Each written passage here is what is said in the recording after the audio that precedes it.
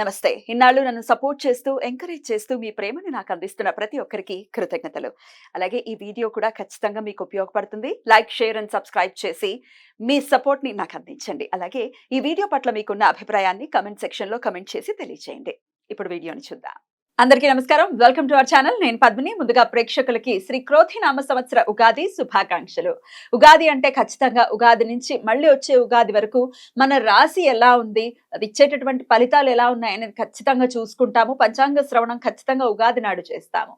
అయితే ఈ సంవత్సరం కాలం పాటు కూడా ఈ క్రోధి నామ సంవత్సరం ద్వాదశ రాశులకి ఎలాంటి ఫలితాలను ఇవ్వబోతోందో మనకు తెలియచేయడానికి మనతో పాటు సిద్ధంగా ఉన్నారు వైదిక ఆస్ట్రాలజర్ అవినాష్ దాస్ గారు. మాట్లాడదాం. అవినాష్ గారు నమస్తే అండి. నమస్తే అండి. ఓం నమ శివాయ. ఓం నమో వెంకటేశాయ. ముందుగా మీకు ఉగాది శుభాకాంక్షలు. థ్యాంక్ యూ అండి. Thank you so much. Right. ఏంటి మీరు డిఫరెంట్ గా వేశారు ఇది? ఇది నార్త్ స్టైల్ అండి. కొంచెం మన ప్రేక్షకులు ఈజీగా అర్థం అవడానికి ఏ కన్ఫ్యూజన్ లేకుండా. రైట్. నార్త్ లో ఇలా వేస్తారు, మీరు ఈ స్టైల్లోనే చూస్తారా? అవునండి, ఈ స్టైల్లో చూస్తాను, సౌత్ లో చూస్తాను, నాకు అన్ని అర్థమవుతాయండి. ఇది ప్రేక్షకులు కొంచెం ఈజీగా అర్థమవుతుంది. లగ్నం మారదు, ఎప్పుడు లగ్నం ఓన్లీ ఇది ఈ ఇంట్లో పైన ఇల్లు అయితే ఉందో అదే లగ్నం. సో ఈజీగా అర్థమవుతుంది. సో ఈ క్రోధి నామ సంవత్సరం ఎలా ఉండబోతోంది, దేశకాలమాన పరిస్థితులు ఎలా ఉండబోతున్నాయి, ఎవరి చేత పాలింపబడుతున్నాం ఈ సంవత్సరం ఇత్యాది విషయాలు, అలాగే ద్వాదశ రాశి ఫలాలు కూడా మీ ద్వారా. ఈ సంవత్సరం ఎలా ఉండబోతుంది ముందు అది చెప్తానండి. ఈ సంవత్సరం రాజు అధిపతి కుజుడు కుజుడు చేత పాలించబడతాడు. కాబట్టి కుజుడు చేత రీఫార్మ్స్ ఉంటాయి. అది కాకుండా మన భారతదేశానికి ఈసారి ఏప్రిల్ 25న కుజ దశ మొదలవుతుంది. కాబట్టి కుజ దశ ఇంప్లికేషన్స్ ఉంటాయి. కుజ దశ ఇంప్లికేషన్స్ ఏంటంటే, ఫస్ట్ రియల్ ఎస్టేట్లో రెగ్యులేషన్ జరుగుతుంది. ఇప్పుడు దాకా మనం చూసాము, అడ్వాన్స్ ఇస్తాము, తర్వాత మన చేతికి ఫ్లాట్ రాదు. అవన్నీ ఇప్పటి నుంచి ఉండవు. చాలా జాగ్రత్తగా ప్రతిదీ రెగ్యులేషన్తో జరుగుతుంది. మన మినిమం ఒక గ్యారంటీ ఉంటుంది, మీ ఫ్లాట్ మీ చేతిలోకి వస్తుంది. గవర్నమెంట్ చేతిలోకి రియల్ ఎస్టేట్ని తీసుకోబోతుంది. ఒకటి ల్యాండ్, సెకండ్ అగ్రికల్చర్లో కూడా ఎంఎస్పి ప్రైస్ ఏదైతే ఉందో అది కూడా గవర్నమెంట్ ఫిక్స్ చేసి కంట్రోల్లో పెట్టి రెగ్యులేషన్ చేస్తుంది. సో అగ్రికల్చర్ గవర్నమెంట్ చేతిలోకి వెళ్తుంది, రియల్ ఎస్టేట్ గవర్నమెంట్ చేతిలోకి వెళ్తుంది. ఆర్మీ చాలా స్ట్రాంగ్ అవుతుంది. ఆర్మీ అనేది కుజుడితో కంట్రోల్ అవుతుంది కాబట్టి ఆర్మీ కూడా చాలా స్ట్రాంగ్ రూలర్షిప్ ఉంటుంది ఈ సంవత్సరం. అది కాకుండా ఈసారి భారతదేశం హిందూ రాష్ట్రం అయి తీరుతుంది. ఇది కంపల్సరీ, దీన్ని ఎవరు ఆపలేరు. భారతదేశం హిందూ రాష్ట్రం అవ్వటం ఏమిటి? ఈసారి కుజుడు ఉన్నాడు అధిపతి కాబట్టి సనాతన ధర్మం ఒక విశిష్టత మొత్తం భారతదేశం ఉంటుంది. అంటే ఆధిపత్యం ఖచ్చితంగా ఎలాగో ఉంది, ఎందుకంటే మనం మెజారిటీ హైందవులే ఉన్నారు కాబట్టి హైందవం చాలా అద్భుతంగా ముందుకు వెళ్తుంది అని చెప్తూ. హైందవం చాలా అద్భుతంగా ముందుకు వెళ్తుంది. కొన్ని మత ఘర్షణలు కూడా జరుగుతాయి.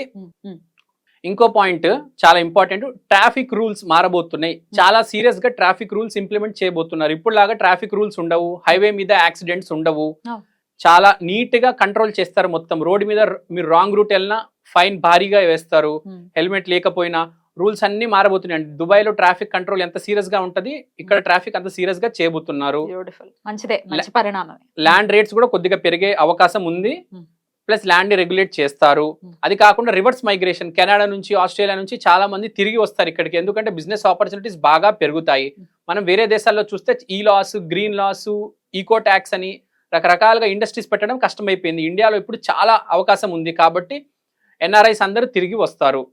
రైట్ అండి. ఇక గ్రహస్థితి ఒకసారి మీరు చెప్పేసిన తర్వాత ద్వాదశ రాశి ఫలాల్లోకి వెళ్దాం. గ్రహస్థితి మాట్లాడితే మనం గురువు వృషభంలో ఉన్నాడు. అంటే కృతిక తర్వాత రోహిణి, తర్వాత మృగశిర, తర్వాత ఆరద్ర అలా పయనం చేస్తాడు. తర్వాత మనం తీసుకుంటే రాహు ఉత్తర భాద్రపదలోనే ఉంటాడు.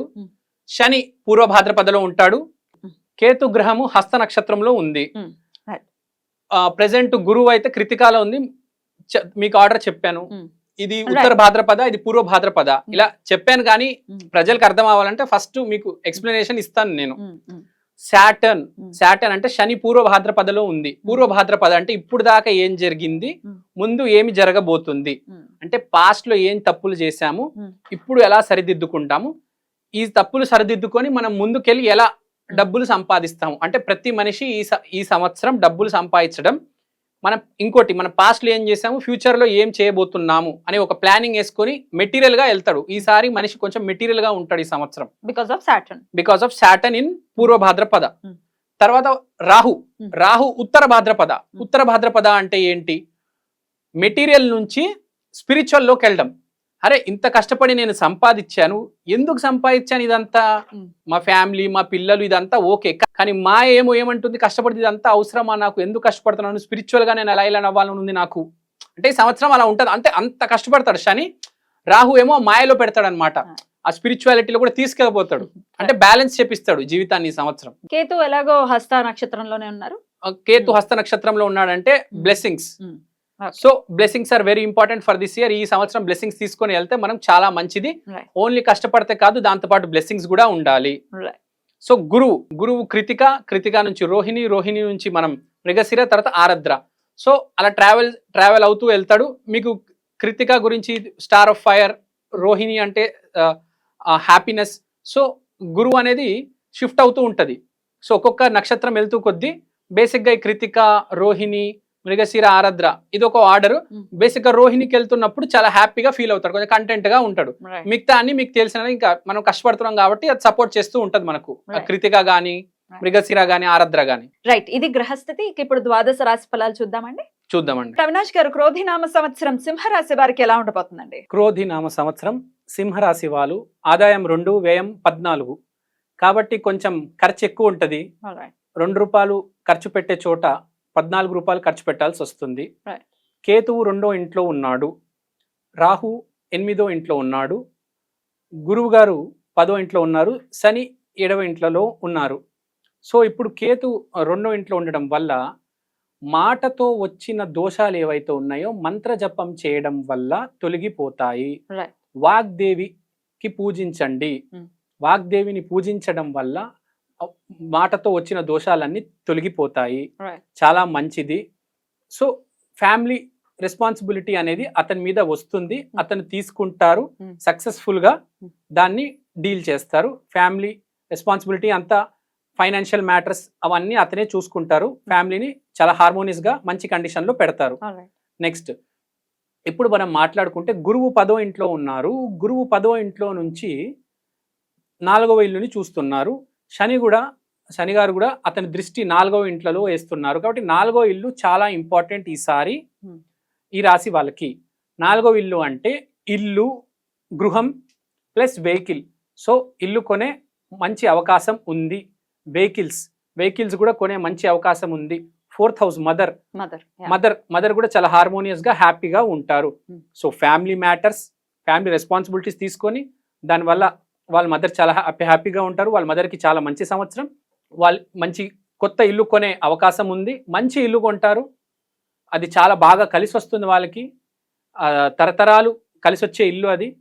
సో వెహికల్స్ కూడా కొంటారు ఈసారి వాళ్ళు. ఒక రకంగా చెప్పాలంటే ఈ రాశి వారికి, సింహరాశి వాళ్ళకి చాలా అదృష్ట సంవత్సరం ఇది. ఎందుకంటే ఇల్లు వస్తుంది, వాహనం వస్తుంది. ఇల్లు యోగం, వాహన యోగం ఎవరికి పడితే వాళ్ళకి రాదు. ఈసారి సింహరాశికి వచ్చింది, చాలా మంచి యోగము. అలా కాకుండా వీళ్ళ వాకు కూడా చాలా స్పిరిచువల్గా ఉంటుంది.